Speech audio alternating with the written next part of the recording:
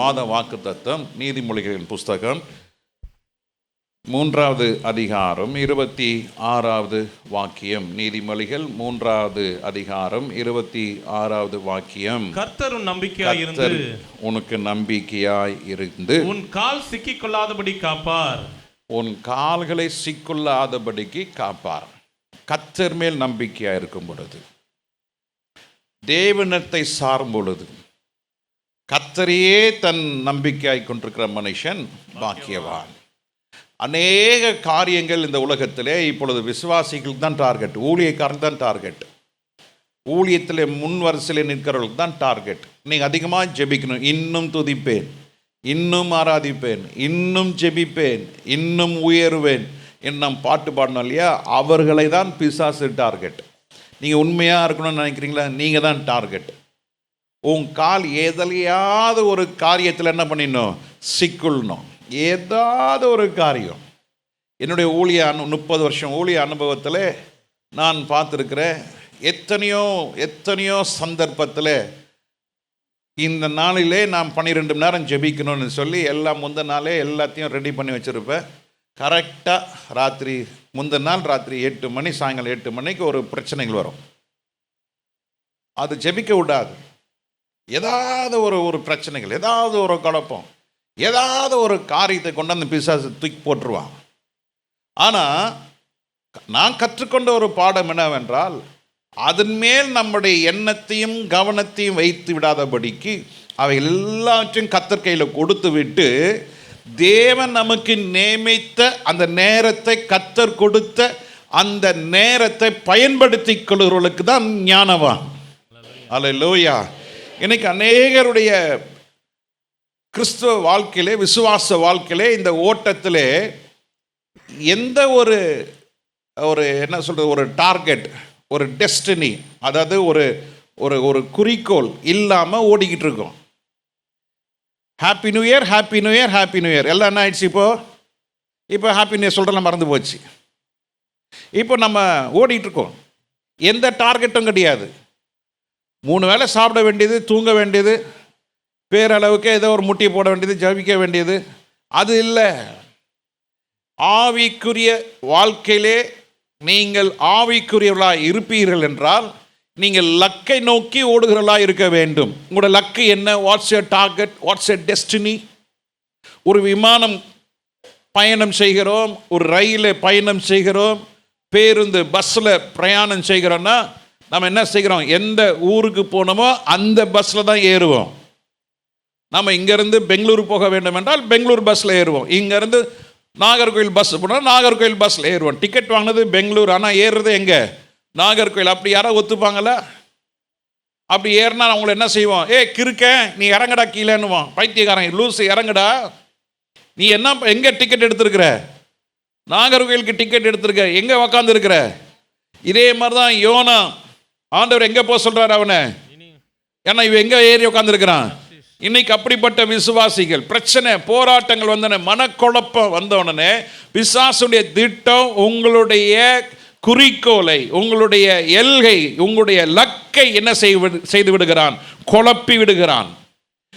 இஸ்ரவேல் ஜனங்க அதே மாதிரி தான். ஆண்டவர் அவர்களை என்ன செய்தாரு? மோசேயை அனுப்பி, ஆரோனியம் அனுப்பி, இந்த அத்தனை லட்ச மக்களையும் எகிப்திலிருந்து புறப்பட்டு எங்கே கொண்டு வர வேண்டும் என்று ஆண்டவர் விரும்புகிறார். அங்கே என்ன இருக்கிறது? பாலும் தேனும் ஓடிக்கொண்டிருக்கிறது. அந்த தேசத்துக்கு தன்னுடைய ஜனங்களை கொண்டு போகும்படி கர்த்தர் மாபெரும் திட்டத்தை வைத்திருந்தார். ஆனால் இந்த இஸ்ரவேல் ஜனங்க, இந்த எபிரேயர்கள் என்ன செஞ்சாங்க? இஸ்ரவேல் ஜனங்க என்ன செஞ்சாங்க? அவங்க இந்த பாலும் தேனும் ஓடுகிற தேசத்தை மறந்துட்டாங்க. மறந்துட்டு அவங்களுடைய என்னமா இன்னைக்கு என்ன எனக்கு,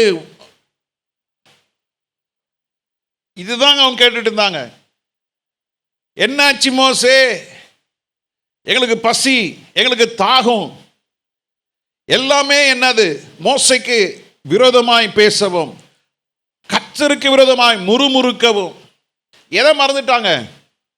கானானை மறந்துட்டாங்க. பாலும் தேனும் ஓடுற தேசத்தை மறந்துட்டாங்க. அன்னைக்குள்ள பிரச்சனையை தான் அவங்க பேசிக்கிட்டு இருந்தாங்க. அன்னைக்குள்ள பிரச்சனையை தான் அவங்க மோசே கிட்ட ரெப்ரசன்ட் பண்ணாங்க. கேட்டாங்க, என்ன மோசே, எகிப்துல கல்லறை இல்லையா, அதனால தான் இங்க கொண்டு வந்தீரோ? எகிப்துல எங்களுக்கு நாங்க எவ்வளவு சந்தோஷமா இருந்தோம். என்ன சந்தோஷம்? ஆலோட்டிகள்னால சந்தோஷமா இருந்தாங்களாம். அடிமையா இருந்தது, சந்தோஷமா இருந்தது. அவங்களுக்கு உபத்திரவம் சந்தோஷமா இருந்தது.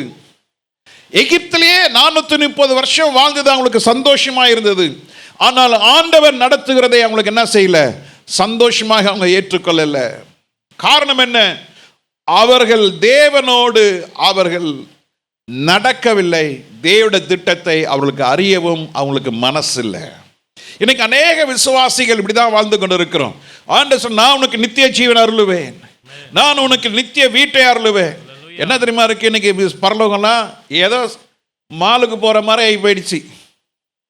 நானும் பரலோகம் போவேன், போயிடுவேன், பார்க்கலாம். உடைய வாழ்க்கையில தேவனுடைய திட்டம் இல்லாமல், தேவனுடைய நடத்துதலுக்கு ஒப்பு கொடுக்காம, தேவ சித்தம் செய்யாம இருக்கும் பொழுது நிச்சயம் வேதம் சொல்கிறது, நான் சொல்லல, பரிசுத்த வேதம் சொல்கிறது, தேவ ராஜ்யத்துக்குள்ள என்ன செய்ய முடியாது, பிரவேசிக்க முடியாது. எவன் தேவ சித்தம் செய்கிறானோ அவன் தான் தேவ ராஜ்யத்துக்குள்ள வர முடியும். தேவ சித்தம் செய்கிறவர்கள் யாரு? தேவனுடைய பாதையிலே ஓடுகிறவர்கள், தேவன் நியமித்த காரியத்திலே நிலைத்திருக்கிறவர்கள், தேவ திட்டத்தை செய்கிறவர்கள் தான் தேவ சித்தம் செய்கிறவர்களா இருக்க முடியும். அல்லேலூயா. அருமையான தேவனுடைய சனமே, ஆண்டவருடைய வார்த்தை இந்த காலவேளையிலே வருகிறது. ஆண்டவர் சொல்கிறார், எடுத்து வாசிங்க. என்னாகமத்தின் புஸ்தகம் 14வது அதிகாரத்திலே வாசிக்கும் பொழுது, என்னாகமம் 14வது அதிகாரம்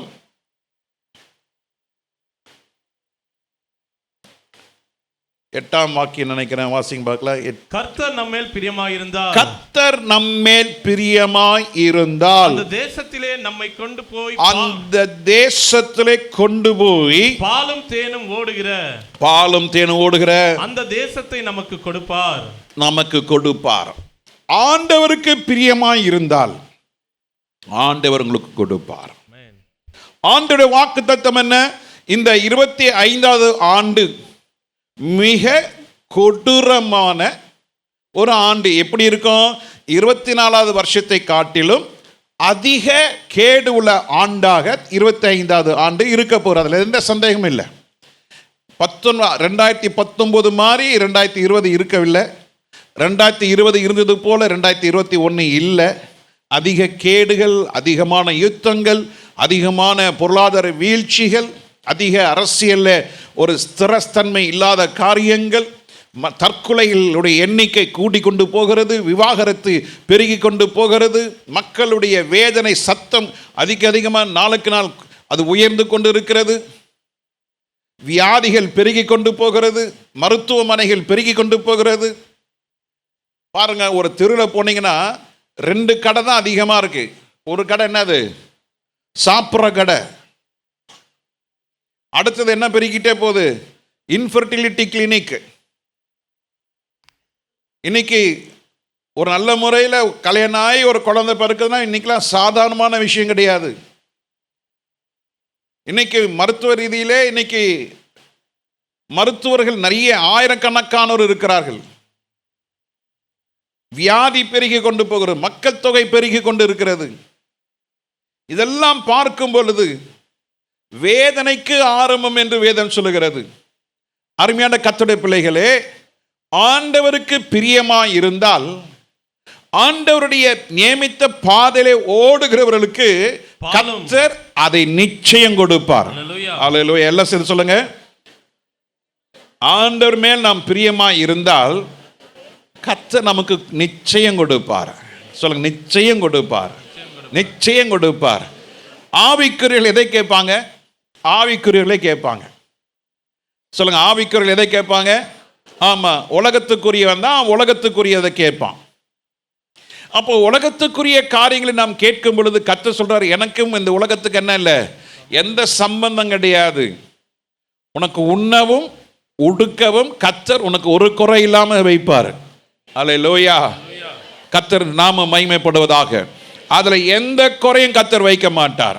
ஆமென். ஸ்தோத்திரம். கர்த்தர் நமக்கு நல்லவராக இருந்தாரா? 24 வருஷம் நம்மளை போஷித்தாரா, நம்மளை பாதுகாத்தாரா, நம்மளுக்கு உடுத்தி வித்தாரா? யாராவது நான் ரோட்டில் இருக்கிறான், பிளாட்ஃபார்ம் இருக்கிறான், எனக்கு வீடே இல்லைன்னு சொல்கிறோம். யாராவது இருக்கீங்களா? யாராவது இருக்கீங்களா? இல்லை. நேற்று முழுவதும் நான் பட்னியாக இருந்தேன், எனக்கு சாப்பாடே இல்லை. யாராவது இருக்கிறீங்களா? அப்படி யாரும் இல்லை. ஆண்டவர் நமக்கு கொடுக்குறாரு இல்லையா? அல்லேலூயா.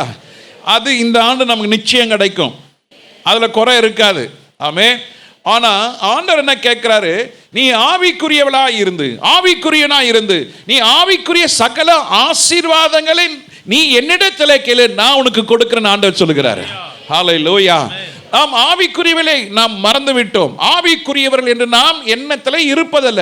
we are spiritual people, we are godly. நாம் தேவனுக்குரியவர்கள், நாம் இந்த உலகத்துக்குரியவர்கள் அல்லவே அல்ல. அருமையான தேவனுடைய ஜனமே, ஒரு நாள் நம்ம ஆண்டவரை சந்திக்க வேண்டும். எல்லா மனிதனும், உலகத்தில் பிறந்த மனிதர்கள் அனைவரும் ஆண்டவரை நிச்சயமா என்ன செய்யணும்? சந்திக்க வேண்டும். ஹல்லேலூயா. அப்பொழுது தலை குனிகிறவர்கள் யாரு? தேவ சித்தம் செய்யாதவர்கள் தலை குனிவார்கள். ஆண்டவரத்தில் கேட்கிறாங்கள் அல்லவா, ஆண்டவரே உம் நாமத்தில் அல்லவா பிசாசுகளை துரத்தினோம், உம் நாமத்தில் அல்லவா அற்புதங்களை செய்தோம், வியாதிகளை சுகமாக்கினோம், உம் நாமத்தில் அல்லவா தீர்க்க தரிசனம் உரைத்தோம், உம் நாமத்தில் அல்லவா இதை செய்தோம் அது செய்தோம். ஆனா ஆண்டவர் என்ன சொல்றாரு? நான் உங்களை அறியேன், அக்கிரமம் செய்கைக்காரர்களே என்னை விட்டு. அப்ப அக்கிரமம் செய்கைக்காரர் யாரு? இந்த தீர்க்க தரிசனம் உரைத்தவங்க, பேய் விரட்டினவங்க, அற்புதங்கள் செய்தவங்க, நல்லா அப்படி இப்படின்னு எல்லாம் குதிப்பானுங்க. ஆனா ஆவிக்குரியலா இருக்க வேண்டும். அந்த ஆவிக்குரியவர்கள் யாரு? தேவ சித்தம் செய்கிறவன் தான் ஆவிக்குரியவர்கள். ஆமென். அப்ப ஆண்டவருக்கு நாம் பிரியமா இருக்க வேண்டும். என்ன இருக்கணும்? ஆண்டவருக்கு பிரியமா இருந்து, நீங்க ஆண்டவருக்கு எப்படி பிரியமா? இந்த வருஷம் நான் என்னோட லக்கு என்ன? என்னோட ஜெபம், என்ன வேத வாசிப்பு, நான் மற்றவர்களுக்கு சுவிசேஷத்தை அறிவித்தல், தியாகம், தாழ்மை, இதெல்லாம் நல்ல ஆவிக்குரியருடைய ஸ்வாபங்கள். வாழ்க்கையில் பெருமை இருக்கக்கூடாது, பொய் இருக்கவே கூடாது. பொய், வாயை திறந்தா பொய். ஷோ, அமைதியா சில ஆளுங்க தான் பேசினாலே பொய் தான், கோபம், எரிச்சல், இதெல்லாம் நம்ம வாழ்க்கையில் இருக்கும் பொழுது நிச்சயம் சொல்லுகிறேன், எவ்வளோ பெரிய பிரசங்கி இருந்தாலும் அவன் வாழ்க்கையில் தேவனுடைய பார்வையிலே உண்மையற்றவனாக இருந்தால் நிச்சயம் அவனை வச்சு கர்த்தர் என்ன செய்யணுமோ செஞ்சிருவார், அது செய்வார். அவனை வச்சு கர்த்தர் அழைச்சி, கர்த்தர் ஊழியத்தை கொடுத்து, உங்களுக்கு பொறுப்புகளை கொடுத்து, உங்களுக்கு வரங்களை எல்லாம் கொடுத்து, அதில் உண்மை இல்லாமல் இருக்கும் பொழுது கர்த்தர் கொடுத்ததை பிடுங்க மாட்டார். அது அப்படிப்பட்ட நியமனம் கர்த்தர் வச்சிருக்கிறார். லூசிஃபருக்கு கர்த்தர் எல்லாம் கொடுத்தார். ஆனால் அவன் தன்னை என்ன செய்தான்? பெருமைனாலே தேவனுக்கு சமமாய் தன்னை வைத்து கொண்டபடினாலே கர்த்தர் அவன் என்ன செய்தார்? பரலோகத்திலிருந்து கொடுத்தவைகளை எடுத்து தள்ளல, கொடுத்ததை கர்த்தர் வைத்து கொண்டே தள்ளினார். அதனால தான் லூசிஃபர் சொல்றான் இயேசு கிறிஸ்து கிட்ட இவைகள் அனைத்தும் என்ன செய்யப்பட்டிருக்கிறது? எனக்கு கொடுக்கப்பட்டிருக்கிறது. நீ என்னை தாழ விழுந்து வணங்கினால் அனைத்தையும் என்ன செய்வேன்? கொடுப்பேன். இன்னைக்கு நமக்கு ஒரு 2 வீலர் வாங்குறதுக்கு அவ்வளோ கஷ்டமா இருக்கு, ஒரு சொந்த வீடு கட்டுவதற்கு அவ்வளோ சிரமமா இருக்கு. ஆனால் நீ உலகத்தில் பாருங்க, கர்த்தர் இல்லாமல், தேவ பயம் இல்லாமல், விசுவாசம் இல்லாமல், ஆண்டவருக்கு பிரியம் இல்லாமல் அவன் 1 வீடு இல்லை, 2 வீடு இல்லை, 3 வீடு இல்லை, 4 வீடு கட்டிக்கிட்டே இருக்கான். நான் ஏற்கனவே பிரசங்கத்தில் சொல்லியிருக்கேன், எனக்கு தெரிஞ்ச ஒருத்தர் ஏறத்தாழ 600 வீடு வச்சிருக்கிறாரு. 600 வீடு, வியாசார்படி, பெரம்பூர், மாதவரம், மூலக்கடை எல்லாமே அவருடையது. இப்போ அவர் மரித்தும் போயிட்டார். அவர் ஒரு வியாபாரி சங்க தலைவராகவும் இருந்தார். ஏராளமான வீடுகள், ஏராளமான சொத்துகள். எத்தனையோ முறை அவர் சுவிசேஷத்தை சொல்லியிருக்கிறேன். அந்த சிறு சிறு கூட்டங்கள் எல்லாம் நான் போகும் பொழுது, அந்த வியாபார சம்பந்தமான அந்த கூட்டங்கள்லாம் சங்க தலைவர் கூட்டம் நடக்கும் பொழுது அவரை நான் மீட் பண்ணுவேன். அவரை இயேசுவை குறித்து சொல்லுவேன். அவர் சிரிச்சுட்டு சொல்லுவார், இதெல்லாம் ஒவ்வொருத்தனுக்கும் ஒரு தலையெழுத்து இருக்கப்பா, அதுபடி தான் நடக்கும். உன் தலையெழுத்து நல்லதாக எழுதியிருக்கு, நீ அதை பிடிச்சிக்கிட்ட நீ போயிட்டுருக்க. எங்களுக்கு அந்த எங்கள் ஜாதகத்தில் இல்லைப்பா, அது எங்கள் ஜாதகத்தில் இப்படி தான் இருக்குது, நான் இப்படி தான் நான் போனோம், இதை யாராலும் என்ன செய்ய முடியாது? மாற்ற முடியாது. ஆனால் வேதம் சொல்லுகிறது, நீ கர்த்தருக்கு பிரியமாய் இருக்கும் பொழுது நிச்சயம் கர்த்தர் நியமித்ததை கர்த்தர் உனக்கு நிச்சயம் கொடுப்பார். ஹல்லேலூயா. எபிரேயரின் புத்தகம் 11ஆம் அதிகாரம் 6வது வசனத்தை வாசிக்கும் பொழுது, the book of Hebrews chapter 11 verse 6, 6வது வசனம் என்ன சொல்லுகிறது? விசுவாசம் இல்லாமல் தேவனுக்கு பிரியமாயிருப்பது கூடாத காரியம். ஆமென். எல்லாம் சேர்ந்து சொல்லுங்க, விசுவாசம் இல்லாமல் தேவனுக்கு பிரியமாயிருப்பது கூடாத காரியம். முதலாவது, நாம் ஆண்டவருக்கு பிரியமா இருக்க வேண்டும் என்றால் விசுவாசம் உள்ளதா இருக்க வேண்டும். விசுவாசம் இல்லாமல் நாம் ஜெபிக்கும் பொழுது ஜெபத்திற்கு என்ன செய்யாது?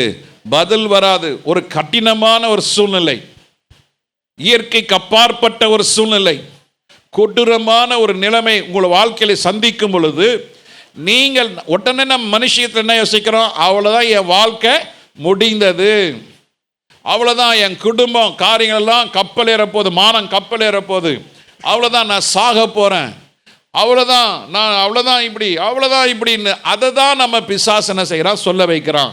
ஆனால் கர்த்தருடைய பிள்ளைகளே, நான் உனக்கு சொல்லுகிறேன், உங்கள் வாழ்க்கையில் எவ்வளோ பெரிய வியாதி வந்தாலும், எவ்வளவு பெரிய பிரச்சனைகள் வந்தாலும், எத்தனை பெரிய தடைகள் வந்தாலும், விசுவாசத்தோடு துதிக்க ஆரம்பிங்க, விசுவாசத்தோடு ஜெபிக்க ஆரம்பிங்க, கர்த்தரை நோக்கி கூப்பிட ஆரம்பிங்க.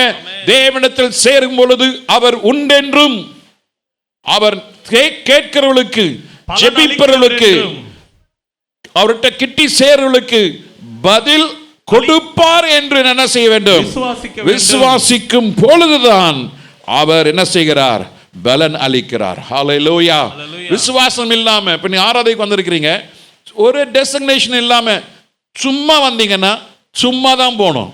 சொல்லுங்க, சும்மா வந்தீங்கன்னா சும்மா தான் போகணும். எத்தனை பேர் ஜெபம் பண்ணீங்க இந்த காலை வேளையில? கொஞ்சம் பேர் என்ன ஜெபம் பண்ணீங்க? ஏ சாமி, என்னண்ணா ஏ சாமியா?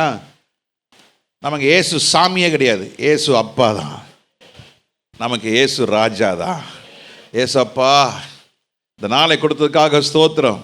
இப்போ நான் எங்கே போகிறேன்? ஆராதனைக்கு போகிறேன். இந்த ஆராதனையில் தேவனுடைய பிரசன்னத்தை நான் பார்க்க, உணர, என் இருதயத்தை நல்ல நிலமாக மாற்றும். ஜெபம் பண்ணிங்களா? நல்லா தெரியும். நீங்கள் இப்போ முக்கால்வாசி இல்லை, 80% 95% பண்ணியிருக்க மாட்டீங்க. அதில் ஏஞ்சி பல்ல வளர்க்கணுமோ வளர்க்கலையோ, இன்னைக்கு காலையில் கூட அவசரமாக வந்ததில் முடி கூட வரலை, அப்புறம் வந்து பார்த்தா தலை வரல. நம்ம பேக்கில் எப்போதும் ஒரு கிட்டு இருக்கும், ஒரு சீப்பு இருக்கும், ஒரு கொசு மருந்து இருக்குங்க. எங்கே கொசு கிடச்சினா தடை விட்டுரும். அதில் ஒரு சின்ன எல்லாம் கிட்டு இருக்கும். நல்ல வேலை அதை எடுத்து செய்யணுன்னா எல்லாம் சரியாகி போயிடுச்சு. கவனம் எல்லாம் என்ன? இன்னைக்கு ஆண்டவரே நீர் என்னோட இடைப்படும், ஆண்டவரே என்னோட இடைப்படும், ஆண்டவரே என்னோட இடைப்படும். இந்த முழங்கால நின்று ஜெபிக்க ஜெபிக்க ஜெபிக்க கர்த்தர் கிருபை கொடுக்க தேவனாக இருக்கிறார். நீங்கள் தாகத்தோடு, வாஞ்சையோடு, எதிர்பார்ப்போடு வந்திருப்பீர்கள் என்றால் நிச்சயம் இந்த வசனம் உங்களுக்கு என்ன செய்யும்? கிரியை செய்யும். எதிர்பாராம, விசுவாசம் இல்லாமல் சும்மா வந்தீங்கன்னா சும்மா தான் போகணும், எந்த பிரயோஜனமும் இருக்காது, அதிசயம் நடக்காது, அற்புதம் நடக்காது. ஹல்லேலூயா. முதலாவது கர்த்தருக்கு பிரியமாய் இருக்க வேண்டும் என்றால் நம்ம என்ன செய்ய வேண்டும்? தேவனிடத்தில் விசுவாசமாய் இருக்க வேண்டும். ஹல்லேலூயா. தேவனிடத்தில் விசுவாசமாக இருக்க வேண்டும், தேவனுடைய வார்த்தையில் விசுவாசமாக இருக்க வேண்டும், தேவனுடைய கிரியையில் விசுவாசமாக இருக்க வேண்டும். ஒருவர் சாட்சி சொல்கிறாங்க, எதுக்கு சாட்சி சொல்ல வைக்கிறோம்? எழுதி கொடுக்க சொல்கிறோம். நீங்கள் கையில் கொடுத்தீங்க, சாட்சி சொல்லுங்க, கையில் மைக்க கொடுத்தா நீங்கள் ஒரு சின்ன பிரசங்கமே வந்துடும். ராஜன் பேர் அப்படியே ஃபுல்லாக வாசிக்கிறார், நான் அப்படியே தான் வாசிக்க மாட்டேன். குறிப்பாக ஒரு 5 லைன் எழுதுனா அது ஒரே லைனில் கர்த்தருக்கு ஸ்தோத்திரம், கர்த்தர் அற்புதமாக சுகம் கொடுத்தார், கர்த்தருக்கு நாமத்துக்கு ஸ்தோத்திரம். வியாழக்கிழமை காலை 11 மணி இருக்கும். காலையில் நான் என்ன வேலையை செய்து கொண்டிருந்தேன். திடீர் என்று என்னோட கண்கள் இர ஆரம்பித்தது. நான் என்ன செய்வது என்று தெரியவில்லை. நான் என்னோட கணவருக்கு ஃபோன் செய்தேன், என் கணவர் ஃபோன் எடுக்கவில்லை. நான் என்ன செய்வது என்று அழுது கொண்டிருந்தேன். அப்பொழுதுதான் திடீர் என்று ஞாபகம் வந்தது. என்னுடைய பக்கத்து வீட்டுக்கார் நம்பர் என்னைக்கோ வாங்க வைத்தேன். அது ஆண்டவருடைய நடத்துதல் பாருங்க. 2 வருஷத்துக்கு முன்னால் நம்பரை வாங்கினேன். அந்த நம்பர் வச்சு பக்கத்து வீட்டுக்கு ஃபோன் பண்ணேன். அந்த அம்மா ஓடி வந்தாங்க. ஓடி வந்தோடனே என்னம்மா இப்படி இருக்கிறேன்னு கேட்டாங்க. உடனே ஒரு ஆட்டோ ரிக்ஷாவுக்கு ஃபோன் பண்ணால் ஓலோக்காரன் ஃபோனே எடுக்கலை. அவன் அப்பப்போ கேன்சல் பண்ணிட்டான். கேன்சல் பண்ண ஆண்டவரே ஆண்டவரே ஆபத்து காலத்தில் நோக்கி கூப்பிடு என்று அந்த வசனம் ஞாபகம் வந்தது. கூப்பிட்ட பொழுது திடீரென்று ஒரு ஆட்டோ ரிக்ஷா எங்கள் வீட்டுக்கு முன்னால் வந்து நின்றது. நான் கேட்டேன், அந்த ஆஸ்பத்திரிக்கு எவ்வளோ போக வேண்டும் என்று கேட்டேன். ஆண்டவர் கிருபையிலே அவன் 200 ரூபாய் மட்டும் தான் கேட்டான். 200 ரூபாய் கொடுத்தோன்னே ஆஸ்பத்திரிக்கு போனோம். அங்கு போனால் டாக்டர் இல்லை, அங்கு நர்ஸு தான் இருந்தார்கள். அவர்களை வைத்து என்ன செய்வ.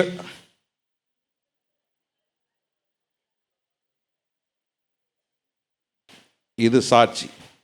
சாட்சி எப்படி இருக்க வேண்டும்? ரத்தன சுருக்கமாய், கர்த்தர் எனக்கு அற்புதமாய் சுகம் கொடுத்தார். யாருமே இல்லை, தனிமையாக இருந்து நான் தவித்து கொண்டிருந்தேன். இந்த வசனத்தை வைத்து ஜெபித்தேன், கர்த்தர் சுகம் கொடுத்தார். ஹல்லேலூயா. இதான் சாட்சி. கண்டக்டர் பிகில் ஊதினார். என் வலது காலை படிக்கட்டில் வைத்தேன். என் இடது கால் ரோட்டில் நின்றுது. சர்ரு என்று இழுத்து கொண்டு போனது. என்னையா சர்ரு டிர்லாம். கர்த்தரை மாத்திரம் உயர்த்துங்க. கர்த்தர் அன்பை மாத்திரம் சொல்லுங்க. அது மற்றவர்களுக்கு எப்படி இருக்கும்? ஆமாம், நியூஸ் பேப்பர் வாசிக்கிறது இடம் இல்லை. அது உங்களுடைய காரியங்கள் மற்றவர்களுக்கு என்ன இருக்க வேண்டும்? பக்தி விருத்தியாக இருக்க வேண்டும். நீங்கள் ஆண்டவருக்கு சாட்சியாக இருக்க வேண்டும். விசுவாசத்தினாலே நீதிமான் பிழைப்பான். விசுவாசிங்க. கடைசி நாட்களிலே உங்களுடைய பிசாசுடைய டார்கெட் இருந்தால் உங்கள் விசுவாசத்தை அழிச்சிடணும். எவ்வளோ வருஷமாக ஜெபம் பண்ணுறேன், எவ்வளோ முறை நான் உபவாசித்தேன், எவ்வளோ முறை ஆண்டவர்கிட்ட கேட்டேன், எத்தனையோ முறை நான் ஆண்டவர்கிட்ட கேட்டுட்டு இருக்கேன், ஒன்றுமே பதில் வரல. அப்போ கர்த்தர் கிரியை செய்கிறான்னு அர்த்தம். அல்லேலூயா. பதில் வந்துருச்சுன்னு சொன்னாக்கா உடனே வர பதில் எனக்கு தெரியல. ஆனால் என் அனுபவத்தில் நான் சொல்கிறேன், சில காரியங்கள்லாம் நான் கேட்ட மாத்திரத்தில் செய்ய ஆரம்பிக்கும் போது அப்படியே கைகூடி வரும். போய் பார்த்தா மொத்த பொத்துன்னு கீழே விழுந்துடும். அப்போ தான் நான் கற்றுக்கொண்டேன், இதுவல்ல பதில் வருகிறது. பதில் என்பது கர்த்தர் செய்வதற்கு நாம் என்ன செய்ய வேண்டும்? காத்திருக்க வேண்டும். கர்த்தருடைய வேலைக்காக, கர்த்தருடைய திட்டத்திற்காக என்ன செய்ய வேண்டும்? காத்திருக்க வேண்டும். நானும் கடன்னு வேகமாக செஞ்சுட்டு போய் மொத்தமாக புடுங்கிட்டு போயிடும். அப்படி நம்ம இருக்கவே கூடாது. தேவனுக்கு எது பிரியம், அவருடைய பாதத்தில் அமர்ந்திருந்து ஜெபிங்க, காத்திருங்க. ஆண்டவரே அதற்கு வேண்டிய ஆட்களையும் அதற்கு வேண்டிய சூழ்நிலையும் கர்த்தர் ஏற்படுத்தி கொடுப்பார். ஆமென். நீங்கள் கலங்க வேண்டியது அவசியமே இல்லை. முழங்கால் படியிட முடிந்தவங்க முழங்கால் படியிடுங்க. முழங்கால் படியிட முடியாதவங்க நாட்களில் உட்கார்ந்து கைகளை உயர்த்தி தேவ சமூகத்தில் காத்திருங்க. நிச்சயம் நேரம் வரும் பொழுது உங்கள் விசுவாசத்தை கர்த்தர் கனப்படுத்த வல்லவராயிருக்கிறார். ஹல்லேலூயா. அடுத்த வசனத்தை வாசிக்கும் பொழுது, இதே எபிரேயர் 11ஆம் அதிகாரம் அடுத்த வசனத்தை வாசிக்கும் பொழுது, விசுவாசத்தினாலே நோவா தன் காலத்திலே காணாதவைகளை குறித்து தேவனுடைய எச்சரிப்பு. ஆமென். அருமையான தேவனுடைய ஜனமே, இன்னைக்கு எச்சரிப்பு என்று சொல்லும் பொழுது இன்னைக்கு பெரிய பாவக்காவா இருக்கிறது. பிள்ளைகளுக்கு சொல்லுங்க, டே இப்படி வண்டியை ஓட்டாதரா, எனக்கு டே இப்படி செய்யாதப்பா, இப்படி தெரியாதா, போ புண்ணியவதி, போ புண்ணியமானே, போ வேண்டாண்டா அதெல்லாம் தெரியாது. அந்த எச்சரிப்பு இன்னைக்கு என்ன இல்லை, இன்னைக்கு பிள்ளைகளுக்கு பிடிக்கல. இன்னைக்கு அதே மாதிரி தான் விசுவாசிகள் எச்சரிப்பு பிடிக்கல. இது செய்யாதப்பா, வேண்டாம், கொட்டு வாங்கும் பொழுது சில காரியங்களை நான் வாய் வருது நான் நிறுத்திக்கிறேன். தேவ மனுஷன் சொல்லும் பொழுது அதை என்ன செய்யணும்? ஏற்றுக்கொள்ளணும். சில விசுவாசிகளை நம்ம சபையை விட்டு போயிட்டாங்க.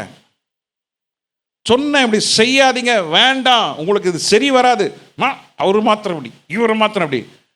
அதே மாதிரி ஆயிடுச்சு அவங்க வாழ்க்கையில். ஆனோடனே என்னை ஃபேஸ் பண்ண முடியல. அதுதான் உண்மை. சொன்ன வேண்டாம், இது உங்களுக்கு ஒத்து வராது, போங்க பாஸ்டர், அதுலேருந்து என் பேச்சை நிறுத்திடுவாங்க, என்கிட்ட பேச மாட்டாங்க. அப்புறம் அடிபட்டு நொறுக்கப்பட்டு அதுக்கப்புறம் என்னை ஃபேஸ் பண்ண முடியாதுல, சபைக்கு வர நிறுத்திடுவாங்க. நல்லா புரிஞ்சுங்க, தேவனுடைய ஆலோசனை சில நேரத்தில் உங்களுக்கு எப்படியா இருக்கும்? கசக்கும், எச்சரிக்கையா இருக்கும். அந்த எச்சரிப்பின் சத்தத்தை நோவா கேட்டான். எப்படி கேட்டான்? விசுவாசத்தோடு கேட்டான். எப்படி விசுவாசம்? நோவா நாட்களிலே மழை என்று இல்லவே இல்லை. பூமியின் மேலே என்ன இருந்தது? பனி பொழிந்து கொண்டு இருந்தது. அந்த பனியானது என்ன செஞ்சது? பயிர்களை நினைத்து அந்த ஈரத்திலே என்ன செஞ்சது? காடுகள், செடிகள், பூக்கள், பழமரங்கள் இதெல்லாம் வளர்ந்து மனிதனுக்கு பலன் கொடுத்து கொண்டிருந்தது. அக்கிரமத்தினுடைய மிகுதியினாலே ஆண்டவர் நோவாவுக்கோ கர்த்தருடைய கண்களிலே தயவு கிடைத்தது. ஆண்டவர் நோவாக்கு சொல்லுகிறார், நோவா, என் கண்களுக்கு முன்பாக இந்த மனிதர்கள் எப்படி இருக்கிறாங்க? அக்கிரமத்திலும் அநியாயத்திலும் இருக்கிறாங்க. நான் இந்த பூமி என்ன செய்ய போறேன்? அழிக்க போகிறேன். நீ என்ன செய்? ஒரு பேழையை உண்டாக்கு என்று கர்த்தர் சொல்லுகிறார். ஆண்டவர் கொடுக்கிற கட்டளையை இந்த நோவா கீழ்ப்படுகிறான். ஆண்டவர்கிட்ட வாக்குவாதம் பண்ணல. என்ன ஆண்டவர், மழையா? என்ன வானத்தில் இருந்தா? ஆமா, என்ன வானத்திலிருந்து மழை வரப்போகுது. ஆண்டவர் அதான் சொல்றார், இந்த 25ஆம் வருஷம் உனக்கு மிகுந்த ஆவிக்குரிய நன்மைகளை கர்த்தர் கொடுக்க போகிறார். வாஞ்சையோட விசுவாசத்தோடு நீ காத்து இருக்கும் பொழுது உன் வாழ்க்கையில கர்த்தர் அதிசயத்தை செய்ய வல்லவராய் இருக்கிறார். ஹல்லேலூயா.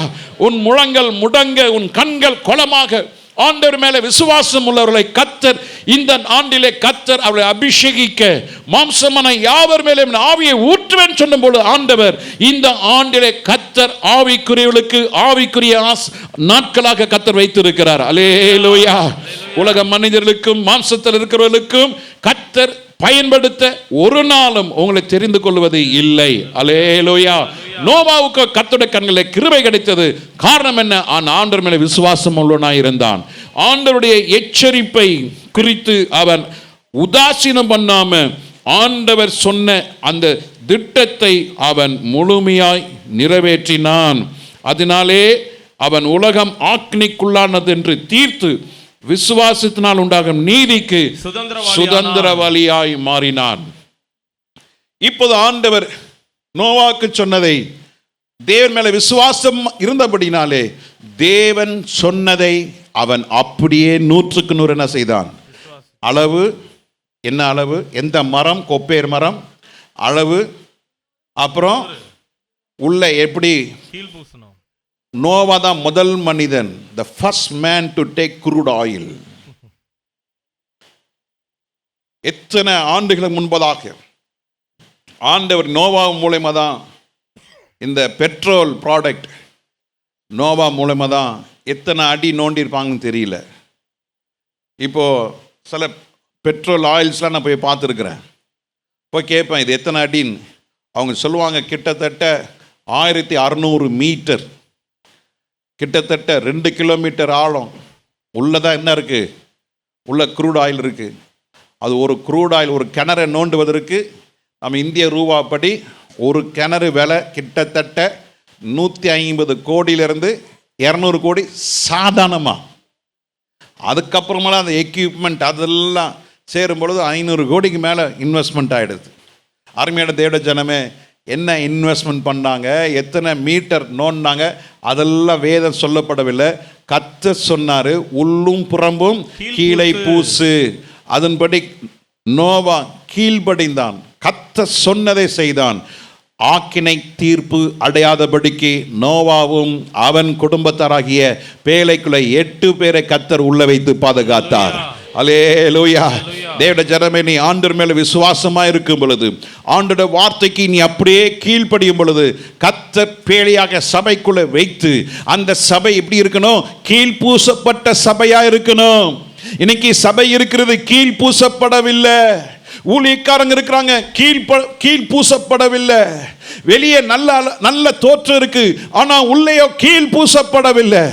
இன்னைக்கு புறம்பே கீழ் பூசப்பட்டிருக்கிற விசுவாசி இருக்கிறாங்க, ஆனா உள்ள கீழ் பூசாத விசுவாசி, உள்ள பரிசுத்தம் இல்லை. எண்ணங்கள்லாம் நித்தமும் ஏதாவது பணம் பணம் பணம் பணம் பணம், அதுக்கு பணம், இதுக்கு பணம், இதுக்கு காசு, அதுக்கு காசு இல்லைங்க. கர்த்தர் சொன்னதை செய்யும் பொழுது நோவா செய்ய ஆரம்பித்தான். அதற்கு உண்டான பணத்தை கர்த்தர் கொடுத்தார். ஹல்லேலூயா, ஹல்லேலூயா. உங்க பணத்தால தான் வாழ்க்கை என்று நினைத்தீர்கள் என்றால் நீங்கள் தோல்வியினுடைய உச்சக்கட்ட படிக்கு போய்விட்டீர்கள் என்ற அர்த்தம். பணம் இருந்தாதான் என்னுடைய குடும்பம், பணம் இருந்தாதான் எனக்கு மரியாதை, பணம் இருந்தாதான் என்னை 4 பேர் மதிப்பாங்க. அந்த மாதிரி மதிப்பு வேணவே வேண்டாம். சில கல்யாணத்துக்கு போகும்போது ஜுல்லு ஜுல்லு ஜுல்லுன்னு போட்டுருவான், பார்த்துறீங்களா? ஆளே மறுரூபமாக இருக்கு, எங்கேயோ பார்த்த மாதிரி இருக்குது.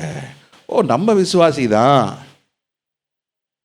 கலர் கண்ணு மாறுது, சேலை மாறுது, உதடு மாறிடுது, அங்கங்க உண்ணி மாதிரி பொடிசா இங்கே அங்கே எல்லாம் பார்த்து, ஆஹா ஏம்மா வந்து இந்த வேஷம், அப்போ தான் 4 பேர் மதிப்பாங்க. மதிப்பாங்க. ஆஸ்பத்திரியில் படுத்திருக்கும் பொழுது உன்னை மதிப்பாங்களா? ஒருத்தனும் மதிக்க மாட்டான். ஆமாம், மரியாதைக்காக வாழாதீங்க, கர்த்தருக்காக வாழுங்க. சொல்லுங்க, மதிப்புக்காக வாழாதீங்க. அல்லேலூயா.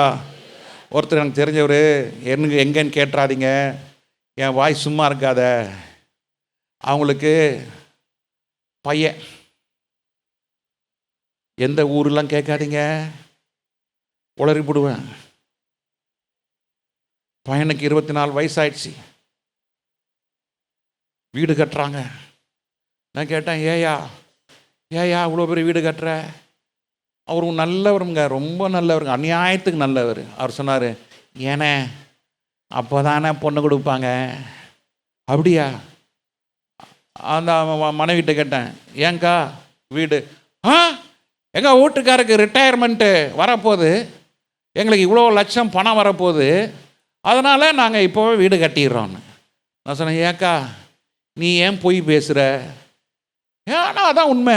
இல்லை, உனக்கு உன் பையனுக்கு 200 சவரன் நகை, இந்த மாதிரி வீடு கட்டினா தான் உனக்கு 200 சவரன் நகை கொடுப்பாங்க, அதுக்கு தான் நான் வீடு கட்டுறேன். போங்கண்ணே, உங்களுக்கு வேறு சொந்தக்காரங்க தான், போங்கண்ணே, உங்களுக்கு வேலை இல்லை.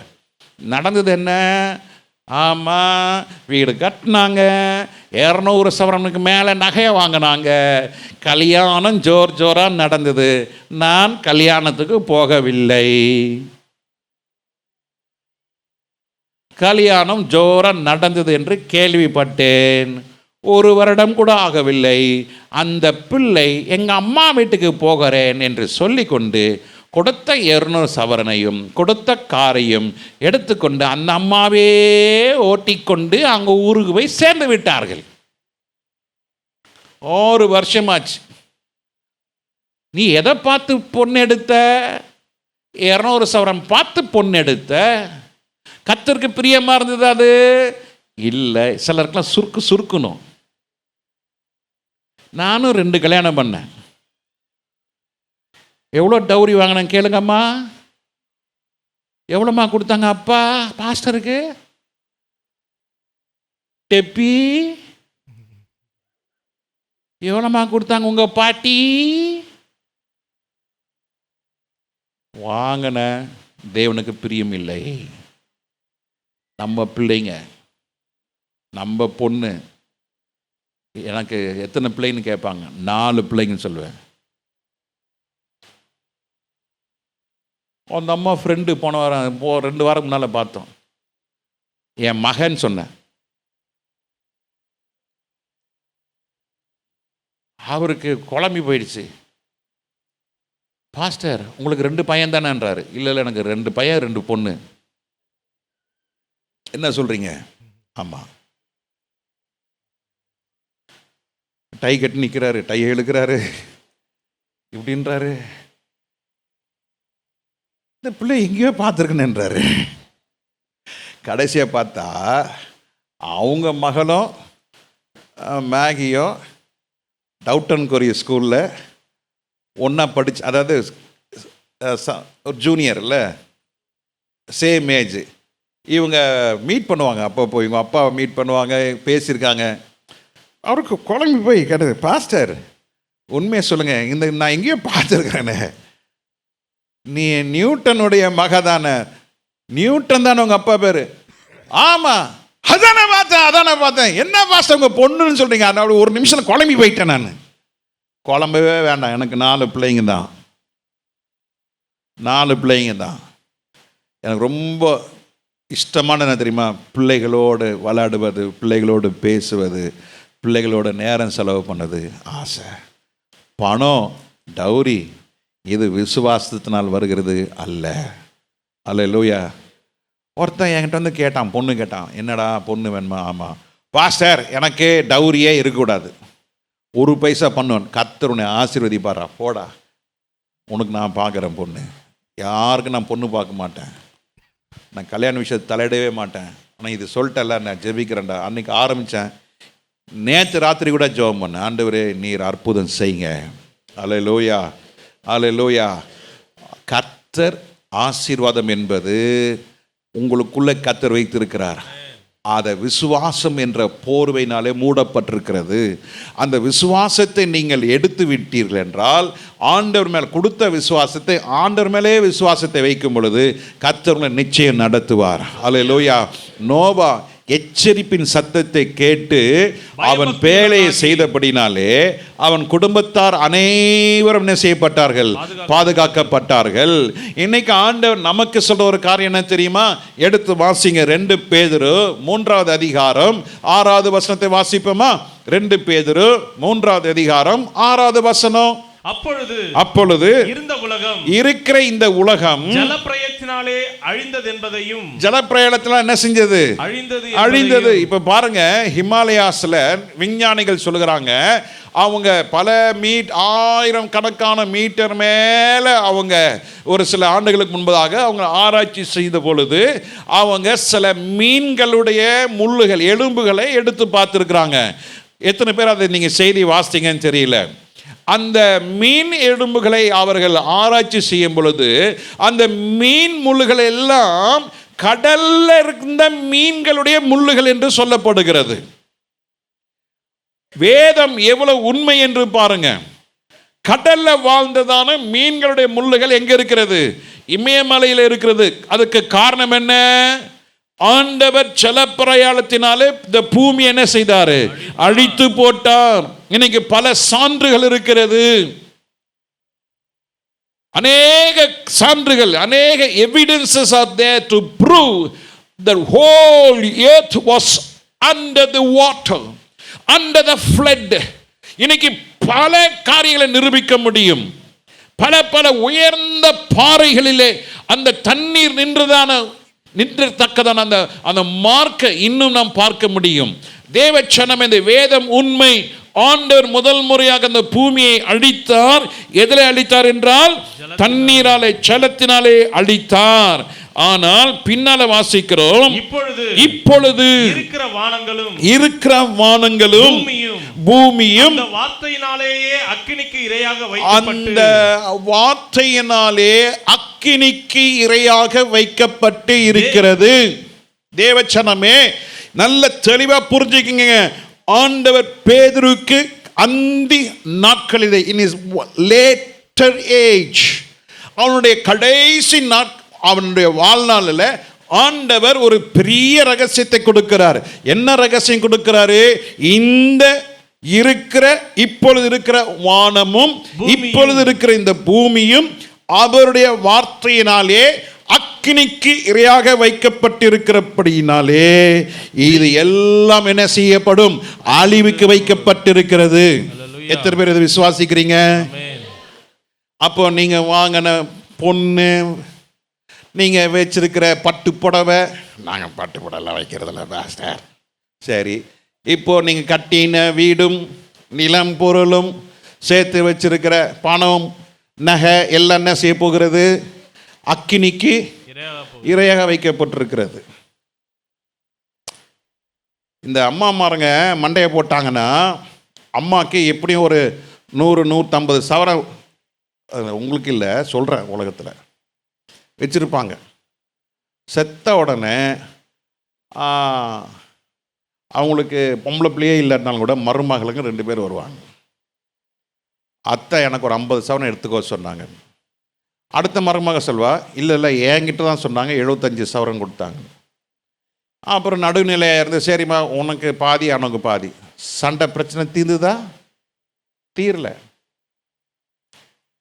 எனக்கு 75ன்னு சொன்னாங்க, நான் சொன்னதை நீ எனக்கு செய்யலை, அதனால் செத்தாலும் நான் உங்கள்கிட்ட என்ன செய்ய மாட்டேன், பேச மாட்டேன்.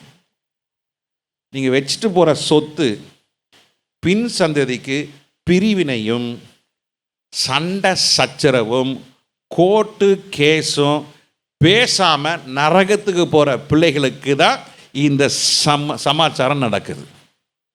அதனால் நான் என்ன தெரியுமா சொல்கிறேன், வயசானவங்களுக்கு நீங்கள் இருக்கிற வரைக்கும் நல்லா சாப்பிட்றதுக்கு நீங்கள் என்ன பண்ணுங்கள், கொஞ்சம் காசு சேர்த்து வச்சுங்க. பிள்ளைங்கிட்ட 10 காசு எதிர்பார்க்காதீங்க, கொடுக்கவே மாட்டானுங்க, கொடுங்க தான் செய்வானுங்க, எடுக்க தான் செய்வாங்க. ஒரு பைசா எங்கள் பிள்ளைங்களை சேர்த்து தான் சொல்கிறேன், நான் எதிர்பார்க்குறதே கிடையாது. எங்கே போனாலும் நான் சொல்கிறேன், நல்லா சாப்பிடுங்க, டாடி வில் டேக் கேர், நல்லா சாப்பிடுங்க, நல்ல சந்தோஷமாக இருங்க. ஆனால் ஏன் காலத்துக்கு அப்புறம் ஆண்டோட வருகை தாமதிக்குமே ஆனால் இது எல்லாமே ஊழியத்துக்கு தான், இது எல்லாம் ஆண்டோட ராஜ்யம் கட்டப்படுவதற்கு தான். நீங்கள் உழைங்க, நீங்கள் செலவு பண்ணுங்க, கர்த்தர் நல்லா வச்சுருப்பார். அல்லேலூயா.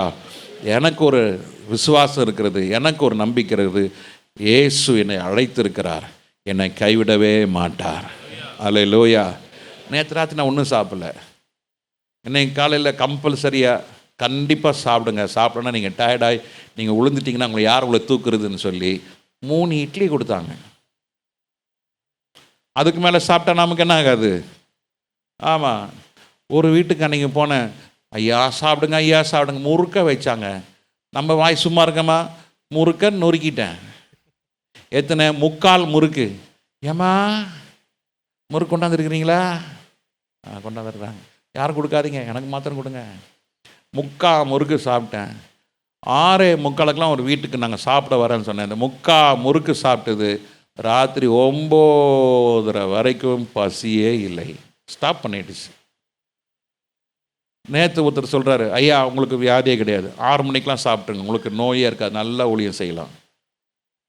6 o'clock சாப்பிட்டுங்க, ஈவினிங். மார்னிங் 7:30 சாப்பிட்டுங்க. மத்தியானம் சாப்பிடணுன்னு அவசியமே இல்லை, பசிச்சா ஏதாவது கொஞ்சம் சாப்பிட்டுங்க. காலை நல்லா சாப்பிடுங்க, சாயங்காலம் நல்லா சாப்பிடுங்க, 6 மணிக்கு முன்னால் சாப்பிடுங்க, நீங்கள் நல்லா இருப்பீங்க. ஐயா பாருங்கள் எப்படி சொல்கிறாங்க பாருங்கள். காலையில் ஏன் சொன்னேன், சாலமன் மண்டபம் மாதிரி ஒரு கோழி ஒன்று, ஒரு 1/2 கிலோ பெரியவர், அப்புறம் கால், எறா, சுறா, புறா, இதெல்லாம் சாப்பிட போகிறது கிடையாது. சாப்பிட்டா சாப்பிட்றோம், செத்தே போவான். வேணாம், எளிய ஆகாரம். ஆண்டவர் முன்பாக உண்மையாக இருங்க, நேர்மையாக இருங்க, கர்த்தர் சொல்கிறது புரியும். கர்த்தர் இப்போ என்ன சொல்கிறாரு, இந்த வானமும் பூமியும் எதுக்கு வைக்கப்பட்டிருக்கிறது? அக்கினிக்கு இரையாக வைக்கப்பட்டிருக்கிறது. இதை நம்புகிறோமா? இதை நம்ம நம்பவே மாட்டோமே. இன்னும் இன்னும் இன்னும் இன்னும் சொல்லுங்கள், என்னது? இன்னும் இன்னும் 5 லட்சம் இருந்தால் 10 லட்சம் வேணும், 10 லட்சம் வந்தால் 20 லட்சம், 20 லட்சம் வந்தால் 40 லட்சம், 40 வந்தால் 80, 80 வந்தால் 1 கோடி. 1 கோடினா எவ்வளோயான்னு கேட்டான் ஒருத்தர். 1 கோடிப்பா சார். அதையா 1 கோடினா எவ்வளோ? அதான் ஒரு சி. யோ ஒரு சீனா என்னையா? 100 லட்சம், அதை சொல்ல தெரியல அவனுக்கு. ஒரு சி.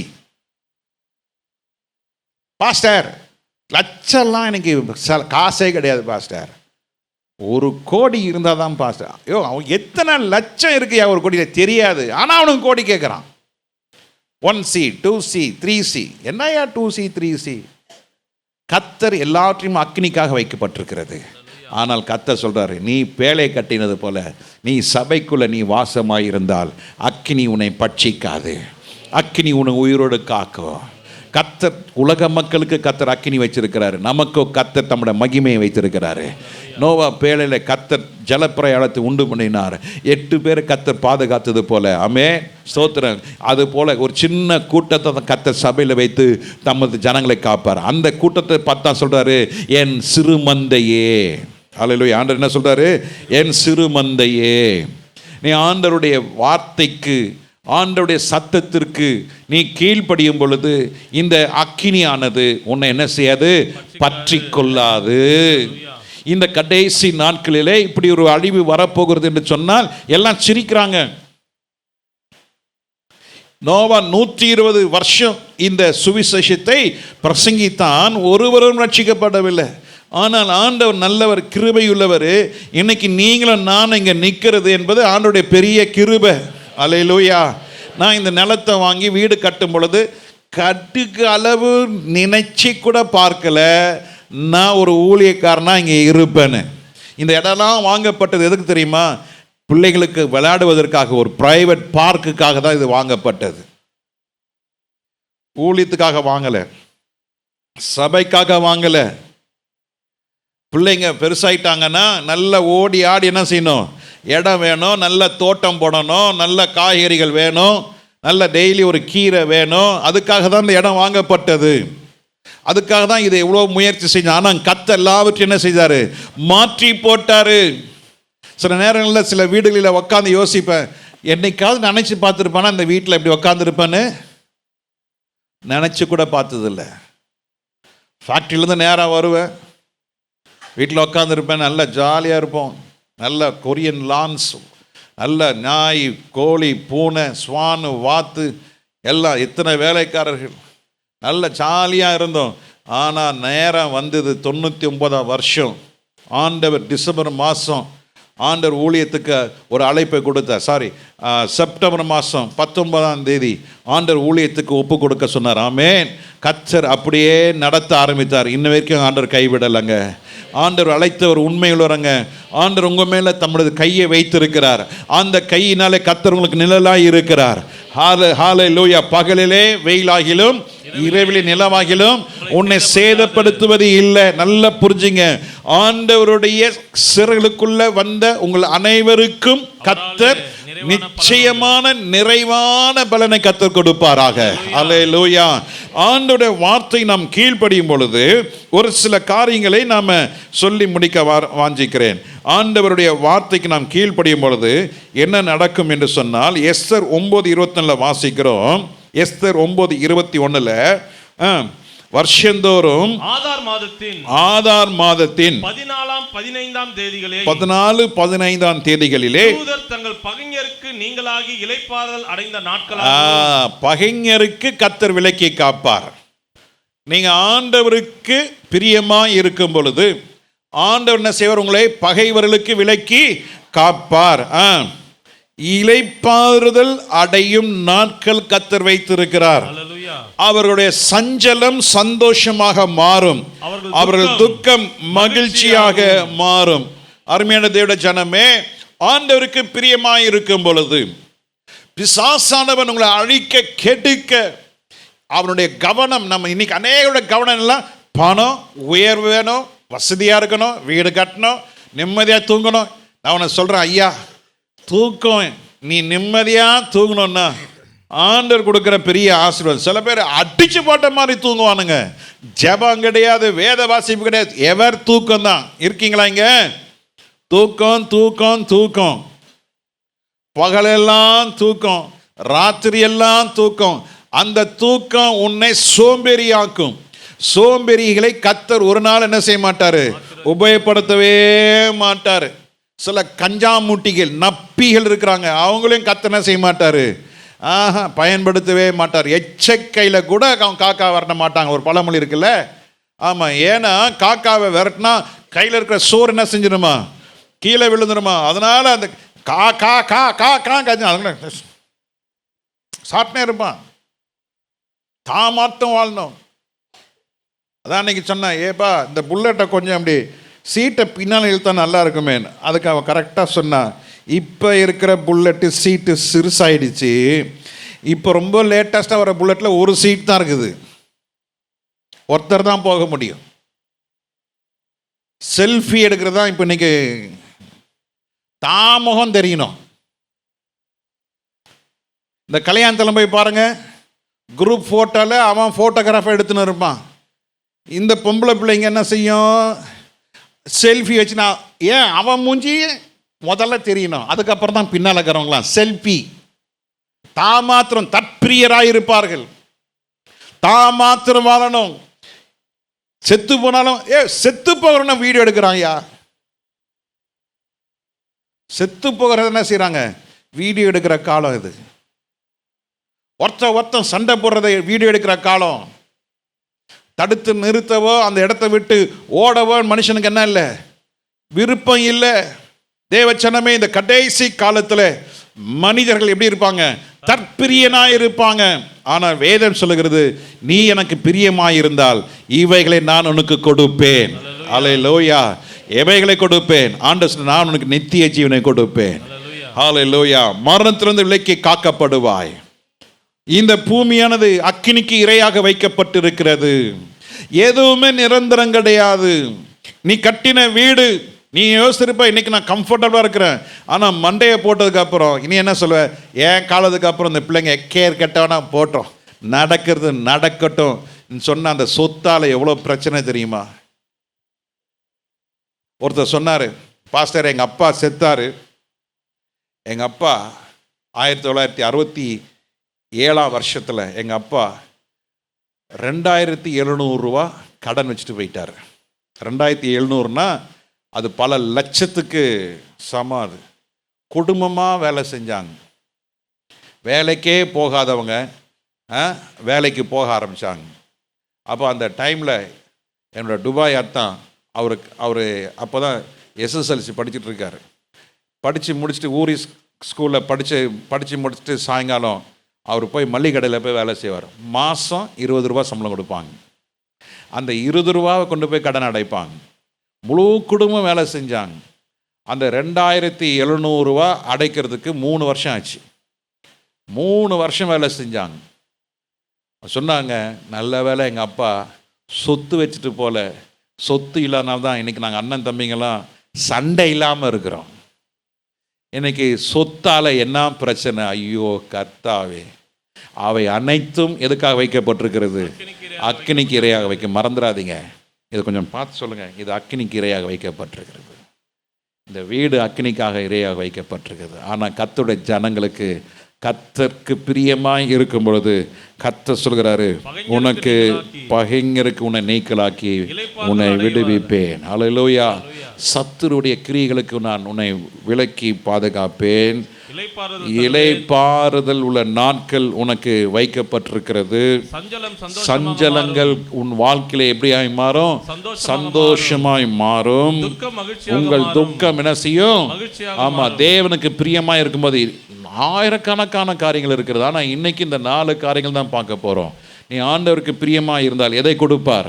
முதலாவது என்ன கொடுப்பார்? சொல்லுங்க, எல்லாம் சொல்லுங்க. அதாவது இதெல்லாம் மறக்க கூடாது. பிசாசம் என்ன செஞ்சிடறான்? இந்த வசனத்தை பொறுக்கி போட்டுறான். எஸ்தர் எத்தனாவது அதிகாரம்? 9வது அதிகாரம் 21வது வசனத்துல, நீ கர்த்தருக்கு பிரியமா இருந்தால் கர்த்தர் பகைஞருடைய கைகளுக்கு கர்த்தர் நீங்களாக்கி உன்னை காப்பாற்றுவார். இளைப்பாறுதலின் நாட்கள் கர்த்தர் உனக்கு முன்பாக வைத்திருக்கிறார். 3வது சஞ்சலங்கள். என்னதுங்க? சஞ்சலம் எதுவாய் மாறும்? சந்தோஷமாய் மாறும். 4வது துக்கம் மகிழ்ச்சியாய் மாறும். இது பெரிய சப்ஜெக்ட். சந்தோஷம்னா என்ன, மகிழ்ச்சினா என்ன? அல்லேலூயா. உங்க மனசு வருத்தங்கள், சஞ்சலங்கள், துக்கங்கள் எல்லாவற்றையும் கர்த்தர் மாற்றவல்லவராய் இருக்கிறார். அல்லேலூயா. அடுத்தபடியாக பகைஞர்களுடைய கையிலிருந்து கர்த்தர் என்ன செய்வாரு? விடுவிக்க கர்த்தர் வல்லவராய் இருக்கிறாரு. 2வது இளைப்பாறுதல் நாட்கள் உங்களுக்கு முகமாக வைக்கப்பட்டிருக்கிறது. எல்லாம் சொல்லுங்க பார்க்கலாம். யூத்ஸ்லாம் சொல்லுங்க பார்க்கலாம். எல்லாம் சொல்லுங்க. 4 காரியங்கள் கர்த்தர் உங்கள் வாழ்க்கையில் செய்வார். எப்போது? ஆண்டவருக்கு நீங்கள் பிரியமாக இருந்தால். ஆண்டவருக்கு பிரியமாக இருந்தால் பகைவர்களுடைய கைகளிலிருந்து கர்த்தர் என்ன செய்வார்? பகைவருடைய திட்டத்திலிருந்து கர்த்தர் என்ன செய்வார்? பகைவர் என்ன செய்யணும்? உன் காலை ஏதாவது ஒரு வாழ்க்கை இதில் சிக்கணும். ஏதாவது ஒரு பிரச்சனை. எல்லாம் நல்லா போயிருக்கும். ஒரு திடீர்னு வேலையில் ஒரு பிரச்சனை, திடீர்னு பல சூழ்நிலைகள் மாறும், வியாதிகள். ஐயோ என்னன்னா வியாதிங்க, ஐயோ புரிய மாட்டேங்குதுயா, என்னன்னே தெரில. அன்றைக்கி ஒரு வீட்டுக்கு போகிறேன், 1.5 வயசு பிள்ளை அப்பெண்டைட்டிஸ் பர்ஸ்ட் ஆகி, அப்பா ஓ காட், செத்து போயிடுச்சு தான் அந்த பிள்ளை. ஆனால் கர்த்தர் கிருபை ஜீவனை கொடுத்தாரு. ஏன் என்னன்னே ஒன்றும் புரிய மாட்டேங்குது ஐயா. என்னன்னே அந்த சிறுகுடல்வாங்க அந்த வால், அது பர்ஸ்ட் ஆயிடுச்சுன்னா ஃபினிஷ்டு, ரைட்? அது திருப்பி அதை ரிவைவ் பண்ணுறது it's not at all possible. ஆனால் பாருங்கள், பிறந்த 1.5 வயசு பிள்ளை 3 வயசு பிள்ளை பாருங்க எப்படிலாம் இருக்கு. என்ன நடக்குன்னு தெரியாதுங்க. ஆனால் ஒன்று சொல்கிறேன், நீங்கள் கர்த்தருக்கு பிரியமாக இருங்க. கர்த்தர் உங்களுக்கு உங்கள் தேவையை கர்த்தர் சந்தைக்குள்ள வருகிறார். உன்னை பகைவர் சூழ்ந்து இருக்கிறாங்களா, கர்த்தருக்கு பிரியமாக இருங்க. பகைவருடைய கிரியிலிருந்து கர்த்தர் உங்களுக்கு விடுதலை கூட கொடுப்பார். இலைப்பாறுதல் இல்லாமல் இருக்கிறீங்களா, கர்த்தர் உங்களுக்கு கர்த்தருக்கு பிரியமானதை செய்யுங்க. ஆண்டவர் உங்களுக்கு இலைப்பாறுதலை கர்த்தர் கொடுப்பார். துக்கத்தோடு இருக்கிறீங்களா, கர்த்தருக்கு பிரியமாக இருக்க, உங்கள் துக்கம் சந்தோஷமாய் மாறும். சஞ்சலத்தோடு இருக்கிறீங்களா, உங்கள் சஞ்சலம் என்னவா மாறும், சந்தோஷமாய் கர்த்தர் மாற்றுவார். கர்த்தருக்கு பிரியமா இருங்க. கர்த்தருக்கு பிரியமா இருக்க வேண்டுமா, நீங்க விசுவாசம் உள்ளவர்களா இருங்க. கர்த்தர் உங்கள் விசுவாசத்தை கனப்படுத்தி கர்த்தர் உங்களை இந்த 4 காரியங்கள், சத்துருக்களிலிருந்து விடுதலை கொடுப்பார், இலைப்பாறுதலை கர்த்தர் கொடுப்பார், சஞ்சலங்களை நீக்குவார், துக்கங்களை கர்த்தர் மாற்றி போடுவார். எல்லாம் கண்களை மூடி ஜெபிப்போம். ஆண்டவரே, நீர் சகலத்தையும் செய்ய வல்லவராயிருக்கிறீர். ஹல்லேலூயா, ஹல்லேலூயா. ஆண்டவருடைய நடத்துதலுக்கு, தேவ சுத்தத்திற்கு ஒப்பு கொடுப்போமாக. எல்லாம் ஜெபம் பண்ணுங்க. ஆண்டவரே, எனக்கு உலக பிரகாரமான ஆசீர்வாதங்கள் தேவை, ஆனால் அதை 2வதாக வைங்க. முதலாவது தேவட ராஜ்யத்தையும் அவருடைய நீதியையும் தேடுங்க. வரங்களை கேளுங்க, கிருபைகளை கேளுங்க. ஆண்டவருடைய கேட்குற காரியங்கள் ஆண்டவருக்குரியதாக இருக்க வேண்டும். ஆண்டவருக்குரியதை கேளுங்க. ஆண்டவருக்குரியதை நிச்சயம் தமது பிள்ளைகளுக்கு கொடுப்பார். ஹல்லேலூயா. எங்கள் அப்பா கையில் கத்தி இல்லை, ஒருத்தனை கொலை பண்ணுறதுக்கு அப்பா கத்தி கொடுப்பாரா? அப்பா ஒரு விமான தயாரிப்பாளர் கிடையாது. எனக்கு ஒரு ஏரோப்ளைன் வேணும் அப்பா, அப்பா கொடுங்கப்பான்னா அவர் என்ன செய்வார், ஒரு பொம்மை ஏரோப்ளைன் தான் வாங்கி கொடுப்பாரு. நிஜமான ஏரோப்ளைன் நம்ம அப்பா கொடுப்பாரா? கொடுக்க மாட்டார். ஆனால் நம்ம அப்பாட்ட போய் கேளுங்க, அப்பா எனக்கு ஒரு ஆப்பிள் வாங்கி கொடுங்கப்பா, அவர் கையில் இருக்கு, அதை கொடுப்பார். அவர் கையில் என்ன இருக்கு, அதை கொடுப்பார். அவர் கையில் என்ன இருக்கு, ஆவிக்குரிய சகல ஆசீர்வாதங்களும் கர்த்தர் கையில் இருக்கிறது. ஆத்துமாவுக்கு தேவையான சகல காரியங்களும் கர்த்தர்களுக்கு கொடுத்திருக்கிறார். உங்க ஆத்துமாவுக்கு என்ன வேணும், அது ஆண்டவர்கிட்ட சகலமும் வைத்திருக்கிறார். உன் ஆத்துமா வாழ்வது போல நீ எல்லாவற்றிலும் வாழ்ந்து நீ சுகமா இருப்பாய். நல்லா புரிஞ்சுங்க, ஆண்டவர் இல்லாமல் ஒன்றும் செய்ய முடியாது. என்னை அல்லாமல் உங்களால் ஒன்றும் செய்ய முடியாது என்று ஆண்டவர் சொல்லியிருக்கிறாரு. இந்த வருஷத்தை நீங்க அவர் கையில் ஒப்பு கொடுங்க. ஆண்டவர்கிட்ட சொல்லுங்க, ஆண்டவரே உமக்கு பிரியமானதை ஆண்டவரே என்னோடு பேசுவீராக. ஹல்லேலூயா. ஆண்டவா பிரியமானதை இப்போ காட்ட செய்ய ஆயத்தம்,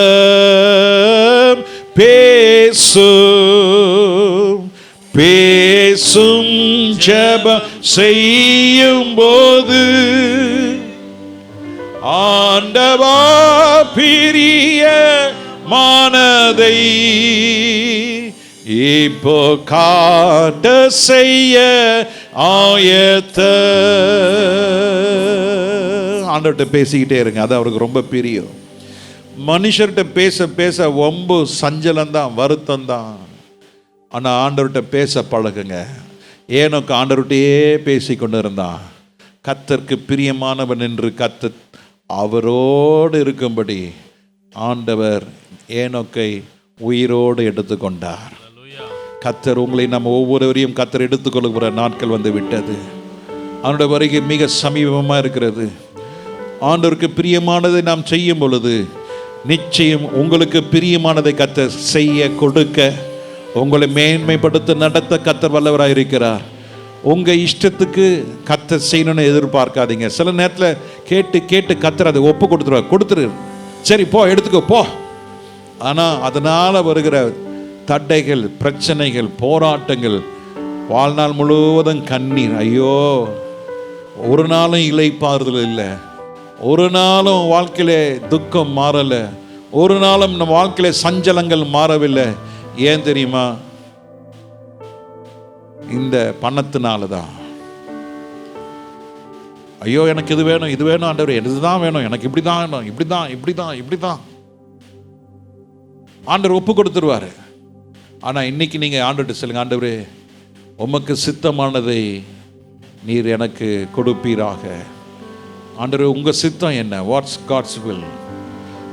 To glorify the name of Jesus, to build the kingdom of God. ஆண்டவருடைய நாமத்தை மகிமைப்படுத்துவோம். தேவ ராஜ்யத்தை கட்ட நீங்கள் ஆரம்பிக்கும் பொழுது கர்த்தர் உங்களை நிச்சயம் கைவிடவே மாட்டார். எல்லாம் கண்களை மூடி ஒப்பு கொடுங்க. ஆண்டவரே, தகப்பனே, ஜெபம் பண்ணுங்க. ஆண்டவரே, உமக்கு பிரியமானதை செய்யும் பொழுது நான் இவைகளை கொடுப்பேன் என்று கர்த்தர் சொல்லுகிறார். I will grant you when you do the delightful things unto me.